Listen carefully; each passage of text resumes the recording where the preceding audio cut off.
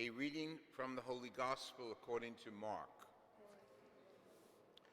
A leper came to Jesus and kneeling down begged him and said, "If you wish, you can make me clean." Moved with pity, Jesus stretched out his hand, touched him, and said to him, "I do will it. Be made clean." The leprosy left him immediately, and he was made clean. Then, warning him sternly, Jesus dismissed him at once. He said, "See that you tell no one anything, but go show yourself to the priest and offer for your cleansing what Moses prescribed. That will be proof for them." The man went off and began to publicize the whole matter. He spread the report abroad so that it was impossible for Jesus to enter a town openly. He remained outside in deserted places, and people kept coming to him from everywhere. The Gospel of the Lord Jesus Christ. Praise to you, Lord Jesus.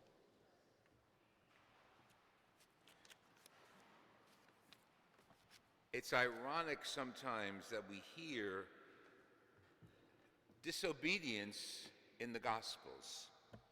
We heard it today once again.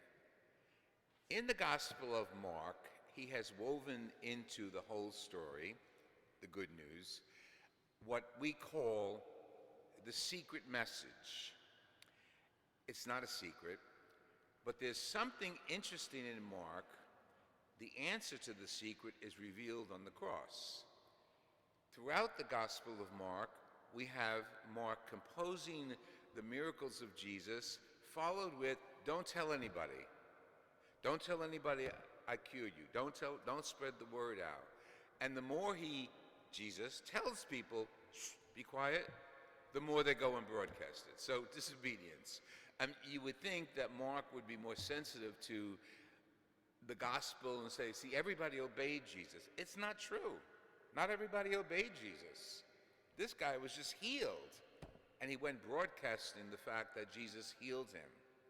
Jesus gave him a prescription. The prescription is based on basically our first reading from the book of Leviticus. The book of Leviticus is a book of laws. And in the ancient times, when this was composed, if you had a mark on your face or your body, like, God forbid, eczema or another acne or anything else, one would have considered you unclean, because the mandates of the scriptures in the Old Testament is that you had to be pure before you come to God. Well, philosophically, we follow that too. Before we receive the Eucharist, we're supposed to be pure. That's why we begin our masses with, "Lord, have mercy, Kyrie eleison," because we're asking him to forgive our sins so we can present ourselves to Jesus pure before we receive the Eucharist. So the idea of it is a little refined according to the New Testament, but the idea is very familiar to us. In order to come before God, you got to be pure. The purity in the Old Testament involved not only sinfulness, not only internal sin or dirt, you might say, but external. So if you were crippled, if you had a scar, if you had a disease, and God forbid you have leprosy, you were impure, unclean. My first year at Seton Hall University was called Divinity School. It was the 2 years before a guy could enter the seminary. And of course, hazing was prohibited, but of course, we hazed. We did it. And one of the hazing experiences I remember, for some reason I skipped it, I bowed out, when the sophomores, the second year students, lined up the freshmen. That would have been me, but I was not there. And they said, "Okay, for your hazing, you have to walk up and down the hallways of Boland Hall, the dormitory, with a bell, ring the bell, and as you're walking, say, "Ding dong, I'm a leper. Ding dong, I'm impure." That was their hazing. Now, I was a freshman. I had just finished Catholic high school, but I had no idea what they were talking about. It was this gospel that they were talking about, that in antiquity, the Jews who had leprosy had to keep a distance from people, not go near them at all. They were banned from the temple, they were banned from the marketplace, and they had to be in the distance. And if they saw people go by on the main road, they had to go away and shout out, well, not ding dong, but impure, lepers, unclean, lepers, about themselves. Interesting, it was like an identification of their vulnerability, an identification of their sinfulness, which is good for us to keep in mind. We don't have to announce our sinfulness out there in the world, but we do have to be aware of whatever our sinfulness is, something small, something great. So it was acceptable for the people to see lepers and know they were going to stay away. No one would get close until Jesus comes on the scene. And Jesus turns the whole of the scriptures topsy-turvy, because we often say, quoting Jesus, "I came not to abolish the old law, but to fulfill it." How did he fulfill it? This is a good case in which it shows how he fulfilled the Old Testament with a new kind of action. Don't forget, lepers had to stay away, lepers couldn't touch, lepers were unclean and sinful. A leper throws himself at the feet of Jesus. Now Jesus is still in the Capernaum area. Remember from last week's gospel and the previous chapters here, where Peter lived, and he had just healed the mother of Peter's wife. And he's walking along, and a leper has the audacity. It's like, sometimes you see it on Twitter or Facebook or one of those, when someone makes the mistake of touching a royal person, like extending his hand before the royalty extends theirs, or dares to sit down while the royalty is still standing. And that's like, ooh, big faux pas, big social mistake. This beggar, we call him a beggar because he was a leper, and lepers had no jobs, and the only occupation they had was begging, throws himself at the feet of Jesus and talks to him almost like an equal. "If you wish, you can make me clean." This is a leper. Leprosy is modern day Hansen's disease, and it affects all the extremities and it travels through the body because it's a virus. Unless it's cured, it could really distort the person incredibly, and we have a lot of that in modern day India when Mother Teresa worked with the lepers and Father Damien worked with the lepers in Hawaii. So it's not completely annihilated from us. We know what it is, although it's under control. Listen to Mark. Short and sweet and right to the point. That's his gospel. Moved with pity. Now, the word we have in English is pity, but the word in the Greek in which Mark wrote this gospel was, it turned his stomach. Jesus was disgusted by the sight of the leper. And even in that disgust, stretched out his hand, would touch the leper, stretched out his hand and said, "I do will it, be made clean." Jesus touching the hand of the leper. Jesus defying all the norms of society that said don't even go near them, don't even look in their direction. He allows connection. And this is Jesus. This is our Lord. This is how the New Testament fulfilled the Old Testament. He dared touch. What? Don't forget, this guy is a leper, but this guy is a member of the community. This guy that Jesus is touching was made by his Father. God the Creator created him as well as everyone else in the crowd.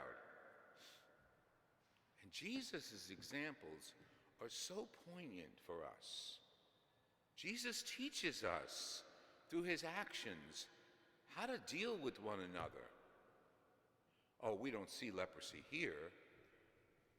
Go out the front door of the church and you'll see leprosy to your right and to your left on so many corners in our city. You see leprosy in our newspapers when those who are instruments of Satan throw bombs on people and destroy communities and invade territories. That's the leprosy of sin. That's the leprosy of anger. That's leprosy of selfishness. So leprosy may not be something that is affecting our skin today, but it certainly is affecting our world and our hearts. What does Jesus do? I do will it be made clean. And then Jesus keeps the prohibitions. Go to the priest, do what's normal, and the priest will declare you clean, and then you can worship again in the temple. He's doing the same thing to us. Fight for peace. Pray for peace. Write your representatives for peace in all areas of the world that we're involved in. And then come back to Jesus and say, okay, I started the process. I did my piece, my share. Not enough, but I did my share. Just what he told the man who had leprosy to do. Do what's right. Follow up the goodness that you have experienced with more goodness, with prayer, with going to the temple, and us coming to the Lord, asking him for more energy to do more good, and follow the example of Jesus. Jesus himself, again, not only shows us through his actions what to do to other people, but his own personal behavior. What does he do?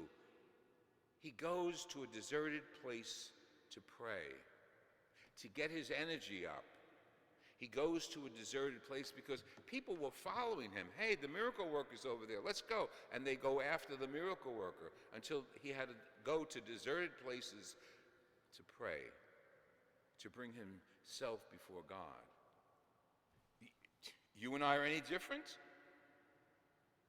We work all week. Some of us come to liturgy every day. Some of us just on Sundays, which is the holy day. To bring our stuff before God, whatever that stuff is, anxiety at home, illness, death, bring it before God. And there Jesus reaches out his hand to each one of us. I do will that your prayers are heard. I do will that you be made clean. To us. But we've got to come here first. I'm talking to the choir. You are here. But your job and my job is to invite others, other family members, people for whom we are praying. Tell them what goes on here. Externally, it looks like words and stuff and actions at the altar. Internally, it's reading God's word, receiving God's Son in the Eucharist. Can't get that out there. I don't care how topsy-turvy our culture is and how canceling it is. You can't get that out there. We have God's holy word here. And in the actions of Jesus, we know how to act. We know how to publicize our faith. Because once you connect with Jesus, it is so natural to broadcast like the healed man did, to go publicize, whether you do it on your pages or in words with your family and friends. Once you've been touched by Jesus, once you've received the Eucharist, once you've had a connection in prayer to Jesus, you can't keep it quiet. We have to bring it to others. We have to bring that faith and that miracle of the Eucharist to others and tell them how it affected you and me. Jesus is here waiting for us. He brings us healing. And there might be some people in church today who said, oh, I don't need healing. I'm praying for this person or that person. Noble, very good. But we all need healing. We're selfish in some way. We forget to do good things often. Okay, so put that aside and say, God, you cleanse me. Like you told the priest to cleanse the man who is healed. But when we come before Jesus, he wants to touch our hands. He wants to know what's in our hearts. And our task, our challenge, is to evangelize, which means broadcast. Connect with Jesus and broadcast the faith we have in him. We're just a few days away from the beginning of Lent with Ash Wednesday. And this church and churches throughout the world will be packed with people coming to seek a sign on their foreheads, a sign of vulnerability and mortality, and a sign of acceptance that we are sinners before God. Even those of us who do nothing are sinners before God. It's called apathy. So as we prepare and look forward to the beginning of this 40-day journey with Jesus, let's realize he wants us here. He wants to heal us. And he sends us out broadcasting our healing experience with others.